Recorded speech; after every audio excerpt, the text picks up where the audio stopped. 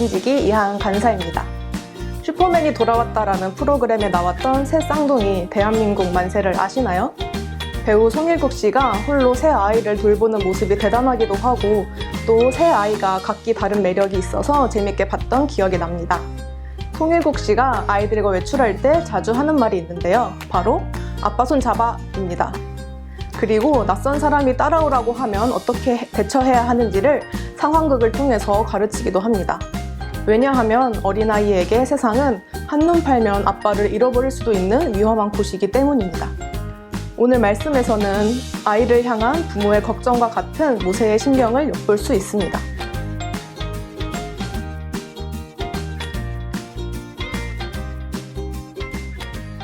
어린아이와 외출하기 전 부모님이 아이에게 엄마 아빠 손을 꼭 잡을 것, 낯선 사람을 따라가지 말 것을 신신당부하듯이 가나안에 입성하기를 앞두고 모세는 이스라엘 백성들이 그곳에서 불순종했을 때를 대비하여 당부의 메시지를 전합니다. 사실 하나님께서는 이스라엘이 결국 불순종의 길을 선택할 것을 알고 계셨습니다. 불순종은 배신입니다. 계약 위반입니다. 누군가가 저와 한 약속을 대수롭지 않게 여기고 매번 약속을 어기면 굉장히 화가 나고 배신감을 느낄 것 같습니다. 그런데 하나님은 도리어 이스라엘이 불순종했을 때 그들이 감당해야 할 저주에서 어떻게 회복할 수 있는지를 알려주십니다.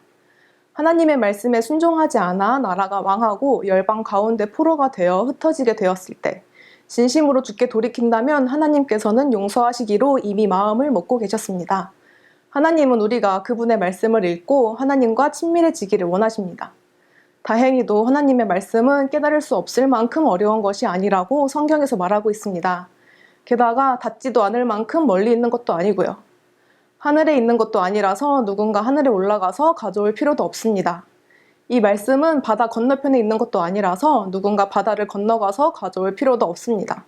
우리는 언제든지 그 말씀에 순종할 수 있고 그 말씀대로 행할 수 있습니다. 언제든지 그 말씀을 읽을 수 있고 가르칠 수 있고 언제든지 묵상하고 상고하여 마음속에 담아둘 수 있습니다. 참으로 감사한 일입니다. 이렇게 하나님의 말씀은 우리에게 친근하고 가까이 주어졌는데요. 중요한 것은 바로 이 말씀을 읽어야 한다는 것입니다. 순종해야 한다는 것입니다. 아무리 많은 성경책이 책장에 꽂혀 있어도 그것을 읽지 않으면 소용이 없습니다. 아무리 많은 지식이 있어도 실천하지 않으면 소용이 없습니다. 프랑스의 철학자 사르트르가 이런 말을 했다고 하죠. 인생은 B와 D 사이의 C다. 벌스, 탄생과 데스, 죽음 사이의 초이스, 선택이라는 것입니다. 우리는 매일 선택의 갈림길에 서 있습니다. 간단한 점심 메뉴 선택에서부터 직업 선택이나 배우자 선택에 이르는 중요한 결정까지 말이죠.